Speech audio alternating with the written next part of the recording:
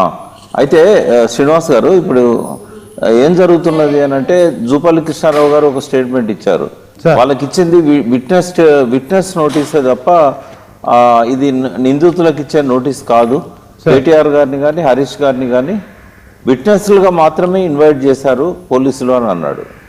అంటే విట్నెస్లా అక్యూజ్డా ఏది సరిగా చెప్పకుండా వాళ్ళు కేవలం డైవర్షన్ పాలిటిక్స్ కోసమే వీళ్ళిద్దరిని ఎంక్వైరీ చేశారని అనిపిస్తున్నది. ఎందుకంటే వీళ్ళని ఎంక్వైరీ చేసే ముందు నిజంగానే ఫోన్ ట్యాపింగ్ వీళ్ళ విషయంలో జరిగిందా అంటే ఈ ఎవరైతే పొలిటీషియన్స్ కావచ్చు, ఎవరైతే హోమ్ సెక్రటరీ ఇచ్చిన నంబర్స్ కాకుండా వేరే ఇతరత్ర నంబర్స్ అఫీషియల్గా 650 ఎంతో మంది నంబర్స్ను హోమ్ సెక్రటరీ ఇచ్చాడని అంటున్నారు.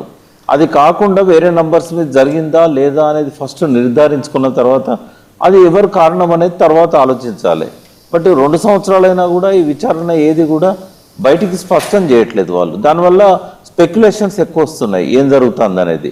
సరే కేసీఆర్ని పిలవాలన్నా కేటీఆర్ని పిలవాలన్నా వాళ్ళకి ఆ స్వేచ్ఛ ఉన్నది, నోటీస్ ఇస్తారు, వీళ్ళు అటెండ్ అవుతారు, ఎవరైనా అటెండ్ కావాల్సిందే. గవర్నమెంట్ వైపు నుంచి ఒక డిసిషన్ తీసుకొని సిట్ కానీ లేకుంటే దానికి సంబంధించిన సంబంధిత అధికారి కానీ ఎవరు నోటీస్ ఇచ్చినా కూడా వాళ్ళు అటెండ్ కావాల్సిందే.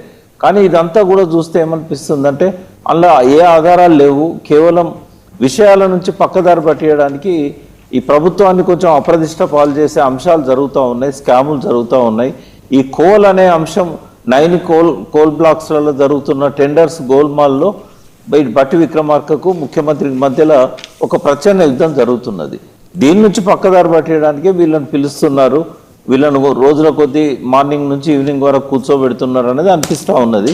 వాస్తవంగా మనం మాట్లాడుకోవాల్సింది కోల్ వ్యవహారం, ఇదంతా కూడా పక్కదారి పట్టించే కార్యక్రమం. ఓకే, కేంద్ర మంత్రి బండి సంజయ్ కామెంట్స్ కూడా మరి దీన్ని మీరు ఎట్లా విశ్లేషిస్తారు సార్? ఫోన్ ట్యాపింగ్ అంశంలో మరి తెలంగాణలో కాంగ్రెస్ ప్రభుత్వం కేసీఆర్ కుటుంబ సభ్యులను అరెస్ట్ చేయడాన్ని చెప్పడాన్ని ఎట్లా చూస్తారు సార్? అంటే ఇప్పుడు ఆధారాలు లేకుండా ఆయన ఒక కేంద్ర మంత్రిగా ఉన్నాడు, వాస్తవాలు తెలుసుకోవాలి ఏం జరుగుతుంది అనేది. అందులో హోంశాఖకు ప్రాతినిధ్యం వహిస్తున్నాడు. ఆయన అడిగితే పోలీసులు చెప్తారు కదా నిజంగానే వీళ్ళ మీద ఏమన్నా బలమైన ఆధారాలు దొరికాయా వాళ్లకు. కాబట్టి తొందరపడి వ్యాఖ్యానించండి అనిపిస్తున్నది. అట్లా కాకుండా వాస్తవాలు తెలుసుకొని మాట్లాడినట్టయితే ఒక మంత్రి కాబట్టి తన హోదాకు తగ్గట్టుగా హుందాగా ఉంటుంది అనేది నా అభిప్రాయం. సరే, ఇప్పుడు బొగ్గు గనుల టెండర్లకు సంబంధించి మరి బీఆర్ఎస్ వాదన ఒక రకంగా ఉంటే కాంగ్రెస్ వాదన మరొక రకంగా ఉంది. సో బీఆర్ఎస్ హయాంలోనే అక్రమాలు జరిగాయని చెప్పి కాంగ్రెస్ ఆరోపిస్తోంది. దీంట్లో మరి గనుల టెండర్ల కోసం ఈ మధ్య కాలంలో కాంగ్రెస్ సైట్ విజిట్ అనే కొత్త నిబంధన తీసుకొచ్చిందని బీఆర్ఎస్ ఆరోపిస్తుంది. వాస్తవానికి ఇందులో నిజాలు ఎట్లా సార్? ప్రజలు ఎట్లా ఈ అంశంలో మరి ఇటు కాంగ్రెస్ అధికార పక్షాన్ని నమ్మాలంటారా లేకుంటే ప్రతిపక్షమైన బీఆర్ఎస్ నమ్మంటారా? వాస్తవం ఏంటి సార్? అంటే బీఆర్ఎస్ అధికారంలో ఉన్న టైంలోనే ఈ ఒరిస్సాలో ఈ మైన్స్ని సింగరేణికి అప్పచెప్పారు. సింగరేణి పోయి పార్టిసిపేట్ చేసింది, సింగరేణికి ఇచ్చారు. 2023 దాకా ఈ పర్యావరణ అనుమతుల కోసమే ఫైళ్లు కేంద్రం చుట్టూ తిరుగుతూ ఉన్నాయి. ఫైనల్ అప్రూవల్ అనేది పర్మిషన్ అనేది 2023లో వచ్చినట్టుంది. ఆ తర్వాత గవర్నమెంట్ పోయింది కాబట్టి కాంగ్రెస్ గవర్నమెంట్ టెండర్స్ కాల్ఫర్ చేసింది. వాస్తవంగా సింగరేణి ఓపెన్ కాస్ట్ మైన్స్ చాలా ఉన్నాయి సింగరేణిలో, వాళ్ళకి ఆ టెక్నాలజీ ఉంది, వాళ్ళు కాంట్రాక్టర్లకు ఇచ్చి వాళ్ళు ఆ కోల్ బయటికి తీయడానికి టెండర్స్ పిలుస్తూ ఉంటారు. ఇక్కడ బీఆర్ఎస్ గవర్నమెంట్ ఉన్నా కాంగ్రెస్ గవర్నమెంట్ ఉన్నా ఇవి నిత్యం జరుగుతున్నాయి. మనకు ఇంతకుముందు అంటేనో సింగరేణి స్వయంగా చేసేది, కానీ ఇప్పుడు తాడిచెర్ల ఇట్లాంటి ఓపెన్ కాస్ట్లలో మా మలహర్ మండలంలో జరిగేది ఇవన్నీ ప్రైవేట్కి ఇచ్చారు. సరే అది ప్రైవేట్కి ఇస్తారా వాళ్ళే చేస్తారా అనేది ఆ సింగరేణి వాళ్ళ బోర్డు యాజమాన్యం తీసుకునే నిర్ణయాన్ని బట్టి ఉంటుంది. అందులో 49% కేంద్ర ప్రభుత్వానికి వాటాలు ఉంటే 51% రాష్ట్ర ప్రభుత్వానికి ఉన్నది. ఇక్కడ బట్టి విక్రమార్క గారు సంబంధిత మంత్రి కాబట్టి ఆయన ఏదో చేశాడు అందుకే ఈ రకంగా జరిగింది అనేది బీఆర్ఎస్ వాళ్ళు చేస్తున్న ఆరోపణ. అట్లాగే ముఖ్యమంత్రి కూడా దీని మీద ఇంట్రెస్ట్ చూపెడుతున్నాడు. ఆయనకు అప్పుడు ఆ టెండర్స్ పిలిచినప్పుడు ఆయనకి అది నోటీసులో ఉన్నదా, ఇంట్రెస్ట్ ఉందా లేదా, దాని విశ్వరూపం తెలుసా లేదా మనకు తెలియదు. ఇదేంటంటే ఎవరు కాంట్రాక్ట్ తీసుకున్నా కూడా ఆకాశానికి ఎగబరాకే అవకాశం ఉన్న ఒక మైన్ అది. అంటే 37 సంవత్సరాల దాకా మంచి గ్రేడ్ కోల్ అనేది అక్కడ దొరుకుతుంది. దాదాపుగా గ్రేడ్ 10 అంటే ఉన్న వాటిలలో మన సింగరేణిలో ఉన్న ఓపెన్ కాస్ట్లలో కూడా ఇది ఒక బెస్ట్ గ్రేడ్ అన్నట్టు, చాలా క్వాలిటీ గ్రేడ్, చాలా డబ్బులు వస్తాయి కాబట్టి అందరి కళ్ళు దాని మీద పడ్డాయి కాబట్టి మరి ముఖ్యమంత్రి వెస్టెడ్ ఇంట్రెస్ట్లు ఏమున్నాయి ఇదంతా కూడా ఎంక్వైరీ చేస్తే కానీ తెలుస్తుంది. ఇప్పుడు దాని మీద కేంద్ర ప్రభుత్వం ఇవాళ కిషన్ రెడ్డి గారు కోల్ మినిస్టర్ ఉన్నాడు, ఆయన దీని మీద ఎంక్వైరీ ఆర్డర్ చేశాడు. ఆ ఎంక్వైరీలో ఈ విషయాలన్నీ బయటికి రావాలి. హరీష్ రావు గారు అన్నట్టుగా హడావిడిగా రద్దు చేశారు, పేపర్లో రాగానే మీడియాలో రాగానే టెండర్స్ బట్టి విక్రమార్క గారు రద్దు చేశారంటేనే ఏదో స్కామ్ ఉంది, స్కామ్ ఉంటేనే రద్దు చేస్తుంది కదా, లేకుంటే ఎందుకు రద్దు చేశారు అనేది మనకు అనిపిస్తూ ఉన్నది. బట్ వాస్తవాలు విచారణ తర్వాతనే తెలుస్తాయి. కాంగ్రెస్ చెప్పేది కరెక్టా, లేకపోతే బట్టి చెప్పేది కరెక్టా, ముఖ్యమంత్రి చెప్పేది కరెక్టా, ఆంధ్రజ్యోతి కథనం కరెక్టా, హరీష్ రావు గారు చెప్పేది కరెక్టా, ఇవన్నీ కూడా ఎంక్వైరీ అయితేనే వాస్తవాలు బయటకు వస్తాయి. అంటే ఓవరాల్గా ఎన్టీవీ, ఏబిఎన్ ఈ రెండు మీడియా సంస్థలు కూడా మరి వాటి విషయంలో సీఎం రేవంత్ మొన్న ఖమ్మంలో మాట్లాడింది మీరు కూడా విన్నారు కదా సార్, ఆవులుగా పోల్చాడు మీడియా సంస్థల్ని, మంత్రుల్ని లేగదోడులుగా పోల్చాడు. సో ఓవరాల్గా చూడొచ్చు ఒక సీఎం స్థాయిలో మరి ప్రభుత్వంలో ఉండి అధికారంలో ఉండి ప్రభుత్వ నేతగా ప్రభుత్వ అధిపతిగా ఆయన మాట్లాడిన మాటలు మనం ఎట్లా చూడొచ్చు అంటారు? వాస్తవానికి మీడియా సంస్థలు ఆవులు అంటారా, మంత్రులు లేగదోడులు అంటారా, ఏం చెప్తారు? నేను అనేది ఏంటంటే మీడియా సంస్థలు వాళ్ళకు కొంచెం దొరికినా కూడా వాళ్ళు దాన్ని ఎక్కువ చేస్తారు. రెండవది పాలక వర్గాల మధ్యలో పర్టికులర్ కాంగ్రెస్ పార్టీలోని మంత్రుల మధ్యలో ఒక కుమ్ములాట అనేది జరుగుతూ ఉన్నది. ఆ కుమ్ములాటలో ఇవి పావులుగా ఉపయోగపడుతున్నాయి వాళ్ళకు. ఇప్పుడు ఈ రెండు కూడా మంత్రుల కంటే పెద్దవి కాదు కదా, మంత్రులు లేదు ఎట్లయితారు, మీడియా సంస్థలు ఆ రకంగా వర్ణించడం కరెక్ట్ కాదు. ఈ మీడియా అనేది వాస్తవాలను, వార్తలను, కథనాలను ప్రజల్లోకి తీసుకెళ్లే సంస్థలు ఇవి. నిఘా సంస్థలుగా ఉండాల్సినవి, ప్రజల పక్షాన ఉండాల్సినవి.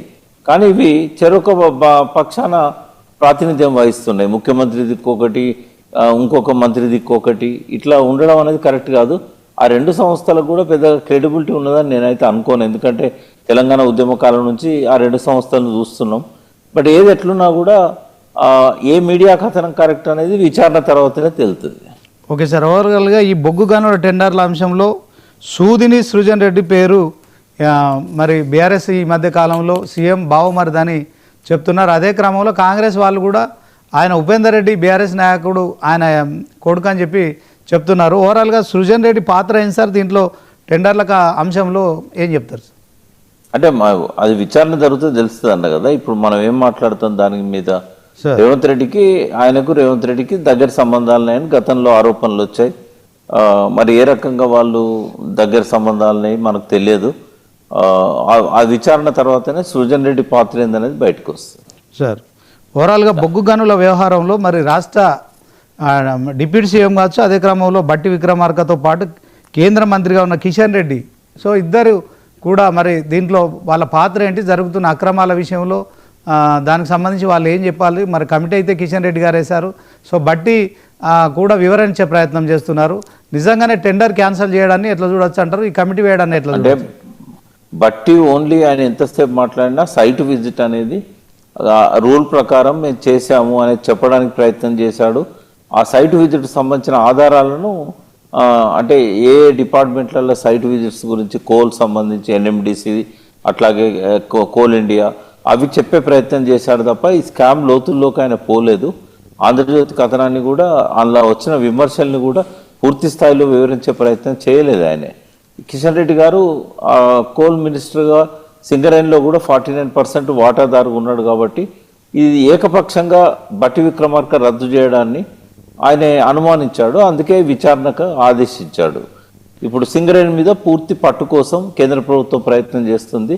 ఆ తెలంగాణ అస్తిత్వానికి ప్రమాదకరమైనది. ఎందుకంటే పూర్తి హక్కులున్న సింగరేణిని 49% వాటా చేజిక్కించుకోవడం ద్వారా సమైక్య రాష్ట్రంలో ఆ సింగరేణి మీద పెత్తనాన్ని కేంద్రం తీసుకున్నది.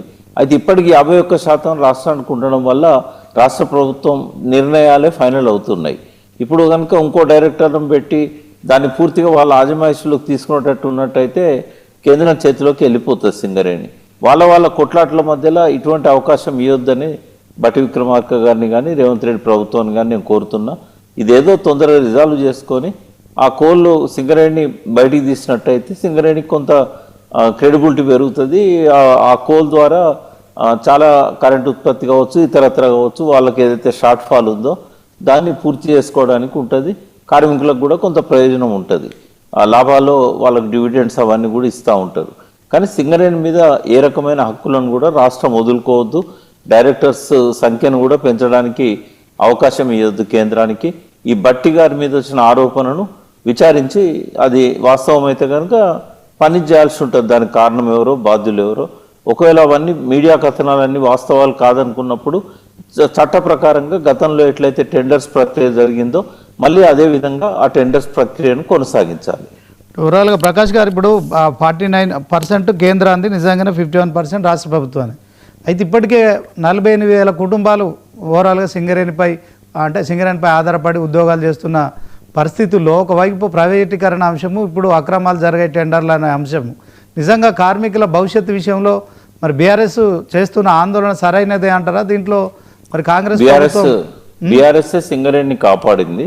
బీఆర్ఎస్ అనేది లేకపోతే ఎప్పుడో ప్రైవేటైజ్ అయ్యేది సింగరేణి. సమైక్య రాష్ట్రమే ఉండుంటే మొత్తం సింగరేణిని ప్రైవేటైజ్ చేసే విధంగా పావులు కదిపారు. బీఆర్ఎస్ ఎప్పుడు కూడా సింగరేణి కార్మికులకు అండగా ఉంది. వాళ్ళు బీఆర్ఎస్ వచ్చిన తర్వాతనే సింగరేణిలో కార్మికులకు అత్యధిక డివిడెండ్స్ కావచ్చు, తర్వాత వాళ్ళకు అన్ని రకాల సౌకర్యాలు కావచ్చు, వేతనాలలో పెంపు కావచ్చు, డిపెండెంట్ జాబ్స్ కావచ్చు, ఇవన్నీ కూడా ఒక రకంగా వాళ్ళకి అది ఒక స్వర్ణయుగం ఆ 9.5 సంవత్సరాలు సింగరేణి కార్మికులకు. అయితే మొత్తం చేయాల్సిందంతా చేసిందా? ప్రజల సింగరేణి కార్మికుల డిమాండ్స్ ప్రకారంగా బీఆర్ఎస్ అన్ని కోరికలు తీర్చిందా అంటే ఏ ప్రభుత్వానికి కూడా అవకాశం ఉండదు. ఇంకా చాలా కోరికలు ఉన్నాయి. వాళ్ళ పట్ల కొంత అక్కడక్కడ అంటే బీఆర్ఎస్ పట్ల సింగరేణి కార్మికుల్లో కొంత అసంతృప్తి కూడా ఉన్నది. అందుకే ఆ ప్రాంతాలలో బీఆర్ఎస్ ఎమ్మెల్యేలు కూడా గెలవలేదు. దాదాపుగా ఎక్కడెక్కడైతే సింగరేణి కోల్ బెల్ట్ ఉందో అక్కడ ఒక అస్ఫాబాద్ తప్ప ఎక్కడ కూడా బీఆర్ఎస్ గెలవలేదు. అయితే చేయగలిగినంత బీఆర్ఎస్ చేసింది. సింగరేణి విషయంలో బీఆర్ఎస్ది అది వాళ్ళ అస్తిత్వాన్ని, సింగరేణి అస్తిత్వాన్ని కాపాడే విధంగా ఉంటుంది తప్ప కాంగ్రెస్ వాళ్ళలాగా అమ్ముకొని తిందాం అన్నట్టు ఉండదు. సార్ ఓవరాల్గా కవితను కూడా ఈ టెలిఫోన్ ట్యాపింగ్ అంశంలో పిలిచి విచారిస్తారని చెప్పి కూడా ప్రచారం జరుగుతుంది సార్. ఓవరాల్గా తెలియదు, నాకు దాని మీద అవగాహన లేదు. ఎందుకంటే బీఆర్ఎస్లో ఏ నాయకుడినైనా పిలిచే అవకాశం ఉంటుంది. ఎందుకంటే ఇవి డైవర్ట్ చేయడానికి ఎవరో ఒక నాయకుడు ఎప్పుడు పోలీసులకు అవసరం. అది మరి ఆమెతే ఇప్పుడు బీఆర్ఎస్లో లేదు కాబట్టి ఎవరిని పిలుస్తారు, ఎవరిని పిలవరు అది వాళ్ళ చేతిలో. వాళ్ళకు కూడా తెలియదు. పైనుంచి ఆదేశాలు వస్తే ఇప్పుడు ఎవరిని పిలుస్తారో వాళ్ళకు కూడా తెలియదు. సజ్జనార్ది ఎట్లుంటుంది, పైనుంచి ముఖ్యమంత్రి కార్యాలయం నుంచి ఏదన్నా బర్నింగ్ టాపిక్ వచ్చినప్పుడు దాన్ని డైవర్షన్ చేయాలంటే ఏదో ఒక సెన్సేషన్ కోసం ఎవరినో ఒకరిని పిలిచి కూర్చోబెట్టుకోండి అని చెప్తారు. ఇంకా ఆయన ఆ ప్రభుత్వంలో కమిషనర్గా ఉన్నాడు కాబట్టి ఆయనకు అవసరం ఉన్నా లేకున్నా ప్రభుత్వ ఆదేశాల ప్రకారం ఒక డే అంతా వాళ్ళని ఎంగేజ్ చేయాల్సింది అది. మీడియాని ఎంగేజ్ చేయాలి. వాస్తవాలను ప్రజలు గ్రహించకుండా పక్కదారి పట్టే వార్తలను వాళ్ళకి ప్రాధాన్యత ఇచ్చే విధంగా మీడియాని ఎంగేజ్ చేయాలి ఒక ఫుల్ డే. ఇది సజ్జనార్ గారికి రేవంత్ రెడ్డి ఇచ్చిన అసైన్మెంట్. ఎప్పుడు ఎవరిని పిలుస్తాడో ఆయనకే తెలియదు. ఆయన పైనుంచి ఏ కాల్ వస్తుందో ఆ కాల్ ప్రకారం ఆయన చేస్తాడు. సార్ సీఎం రేవంత్ రెడ్డి మరి మంత్ర బృందం దావోస్ పర్యటన ఇది 3వసారి సార్. ఓవరాల్గా మరి లక్షల కోట్ల పెట్టుబడులు వస్తున్నాయని కాంగ్రెస్ ప్రభుత్వం చెప్తుంది. సో గ్రౌండింగ్ అంశంలో కొన్ని డౌట్స్ ఉన్నాయి. సో ఓవరాల్గా మరి మొన్న జరిగిన గ్లోబల్ సమ్మిట్లో కూడా సుమారు 5,75,000 కోట్ల పెట్టుబడులు. అంటే తెలంగాణకు పెట్టుబడుల వరద కొనసాగుతుందా? నిజంగానే మరి వాళ్ళు చెప్తున్నట్టుగా ఉద్యోగ అవకాశాలు కావచ్చు, కంపెనీల స్థాపనలు కావచ్చు ఆ దిశగా కొనసాగుతున్నాయంటారా? ఏం చెప్తారు మీకు ఎక్కడ దొరికిందో ఆ వార్త 5,75,000 కోట్లు అనేది? సార్ ముఖ్యమంత్రి కార్యాలయం ఏమన్నా దాన్ని బయట పెట్టిందా? చెప్పారు సార్ వాళ్ళు 5,75,000 కోట్లు గ్లోబల్ సమ్మిట్లో వచ్చాయని చెప్పి సీఎం కార్యాలయం నుంచి ప్రశ్న. గ్లోబల్ సమ్మిట్ దావోస్లో వచ్చినాయా లేకుంటే ఇక్కడ తెలంగాణ రైజింగ్ లో వచ్చినాయా? తెలంగాణ రైజింగ్ 2047 మన హైదరాబాద్ లో అదే ఇప్పుడు ఘోరమైన వైఫల్యం సార్. గత 3 పర్యటనల్లో మొదటి పర్యటనలో 1,70,000 కోట్లకు పైన వచ్చినాయని చెప్పిండు. రెండవ పర్యటనలో 2,70,000 కోట్లు అన్నారు. మొత్తం 13 అకేషన్స్ 2 దావోస్ అంటే మొన్నటి దానికంటే ముందు 2 సార్లు దావోస్ కావచ్చు, ఒకసారి జపాన్ కావచ్చు, ఇంకో 10 సార్లు వేర్వేరు సమ్మిట్లలో హైదరాబాద్లో కానీ ఇతరత్ర కానీ మొత్తం కలిపి 4,60,000 కోట్లు వచ్చినాయి అన్నారు. ఈ రైజింగ్ కంటే ముందు 4,60,000 కోట్ల అప్రూవల్ 18,000 కోట్లు అన్నారు. 4,60,000 కోట్లు ఇక్కడ అప్రూవ్ అయిన 18,000 కోట్లు ఎక్కడ? ఆ 18,000 కోట్లల్లో గ్రౌండింగ్ అని 12,000 కోట్లు అన్నారు. 12,000 కోట్లల్లో ఎస్సీ ఎస్టీలకు ఇండస్ట్రియల్ లోన్స్ సబ్సిడీలు అవి మన రాష్ట్ర ప్రభుత్వం ఇచ్చేటివే, ఇక్కడే ఔత్సాహికులు పెట్టుకున్న పరిశ్రమలే, అవే దాదాపుగా 9,000 కోట్లు ఉన్నాయి. ఈ సంతకాల ద్వారా వచ్చిన కంపెనీ ఒకటే ఒక్కటి. 2 సంవత్సరాల్లో సంతకాల ద్వారా పెట్టుబడులు వరదలాగా వచ్చిన వాటిల్లో వచ్చింది ఒకటే కంపెనీ. ఆ కంపెనీ 2,500 కోట్లు. ఇది ఈ మొత్తం 2 ఏళ్లలో పెట్టుబడుల ద్వారా వచ్చిన ఒకే ఒక్క కంపెనీ కథ. ఇక మొన్న గ్లోబల్ రైజింగ్ అని పెట్టారు. ఎవరెవరు సంతకాలు పెట్టారో వాళ్ళ శక్తి ఏందో, వాళ్ళ కెపాసిటీ ఏందో, స్టార్ హోటళ్ళల్లో వంటగదిలో ఉన్న వాళ్ళతో పెట్టించారా, సప్లై చేసిన వాళ్ళతో పెట్టించారా, ఆ హోటల్ అటెండర్లతో పెట్టించారా, సెక్యూరిటీ వాళ్ళతో పెట్టించారా మనకు తెలియదు. మొన్నటిసారి మాత్రం మహారాష్ట్ర దావోస్లో 30 లక్షల కోట్ల పెట్టుబడులు సంతకాలు చేసింది మహారాష్ట్ర. పక్కనున్న ఆంధ్రప్రదేశ్ 2,500 lakh crore అంటే 2,50,000 కోట్లు చంద్రబాబు నాయుడు సంతకాలు పెట్టి లోకేష్ బాయ్ పెట్టించుకున్నాడు. ఇక కేరళకు వచ్చింది 1,20,000 కోట్లు, తెలంగాణకు వచ్చింది 27,000 కోట్లు ఆ సంతకాలు అయినాయి. అంటే ఇంత ఘోరంగా చెప్పుకోలేని స్థితిలో రేవంత్ రెడ్డి దావోస్ నుంచి వెనక్కి మళ్ళాడు. నాకు తెలిసిన సమాచారం మేరకు 27,000 కోట్లకు మాత్రమే అక్కడ సంతకాలు జరిగినాయి. సంతకాలు ఎన్నిటికైతే ఏమున్నది, గ్రౌండింగ్ అయ్యేది మాత్రం ఒకటే ఒక్క కంపెనీ వచ్చింది 2 సంవత్సరాల్లో. 13 సమ్మిట్లల్లో 3 సార్లు దావోస్, ఇతరత్ర అన్ని కలిపి 14 అనుకున్నా కూడా తెలంగాణ రైజింగ్ కథ కూడా వేరుగా ఉండదు. ఈ 5,75,000 కోట్లు ఇక్కడికి వచ్చినప్పుడు ఆలోచిద్దాం దాని గురించి. రేవంత్ది ఎట్లుంటుందంటే మాటలు ఎక్కువ ఉంటాయి, చేతులు తక్కువ ఉంటాయి. అవి సంతకాలు ఎంత పెట్టినా కూడా కాగితాలు ఖరాబ్ చేయడమే తప్ప నిజంగానే ఆ డబ్బులు వచ్చేది లేదు. ఇక్కడ నిరుద్యోగాలు, మౌలిక వసతులు పెరిగేది కూడా లేదు.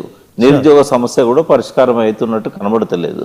కనీసం కేసీఆర్ గారి గవర్నమెంట్లో 22,000కు పైన పరిశ్రమలు వచ్చినాయి. TGIIC వెబ్సైట్లో కూడా అది మనం చూడొచ్చు. దాని తర్వాత 16 లక్షల మందికి జాబ్స్ వచ్చినాయి, 3.5 లక్షల కోట్లకు పైన పెట్టుబడులు వచ్చినాయి. అక్కడ మనకు రిజల్ట్ కనబడ్డది తప్ప రేవంత్ రెడ్డి గవర్నమెంట్లో మనకి ఇప్పటిదాకా కూడా ఏ రిజల్ట్ మనకు కనబడలేదు.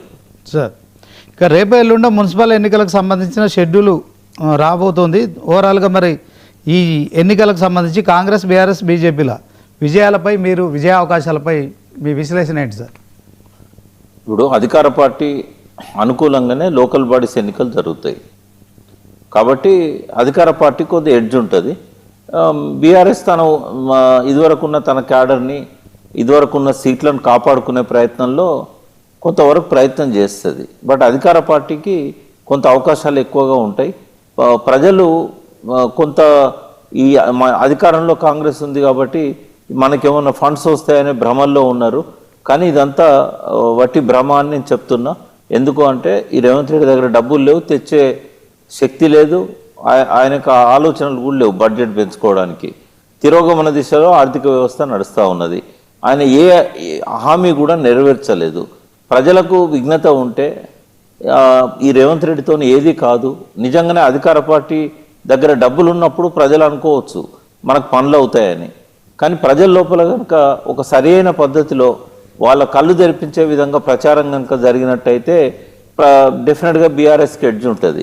ఒకవేళ కనుక గతంలో లాగానే పొరపాట్లు చేస్తూ ఈ రేవంత్ రెడ్డిని నమ్ముకొని అర్బన్ ప్రజలు కూడా ఓట్లేసి గెలిపించారనుకోండి, అంటే రేవంత్ రెడ్డి హామీలు నెరవేర్చకపోయినా, హామీలు ఉల్లంఘించినా ప్రజలు ఓట్లేస్తే కనుక ఇక భవిష్యత్తు ప్రజలదే ప్రశ్నార్థకం అవుతుంది. ఎందుకంటే రేవంత్ రెడ్డికి లైసెన్స్ ఇచ్చినట్టు అవుతుంది. నేను హామీలు నెరవేర్చకపోయినా ప్రజలు నాకు ఓట్లేస్తారు, నన్ను గెలిపిస్తారు, ఇంకో 10 ఏళ్ల పాటు నేను ఇట్లాగే అబద్ధాలు చెప్తూ, మాయ చేస్తూ, మోసాలు చేస్తూ ప్రజలను వంచవచ్చు అని చెప్పి. అంటే ప్రజలు ఆలోచించాలి, మీరు మోసానికి గురవుతున్నారు, మీరు వంచనకు గురవుతున్నారు. ఆ వంచే వాళ్ళని ఎన్నుకుంటారా, లేకుంటే కొట్లాడే వాళ్ళని ఎన్నుకుంటారా? మీరు కొట్లాడంది నిధులు రావు, అభివృద్ధి అనేది జరగదు. మీరు కేసీఆర్ ఎప్పుడు అంటుంటారు, గాడిదకు గడ్డేసి బర్రె పాల్పిండు అంటే వస్తాయా అని చెప్పేసి.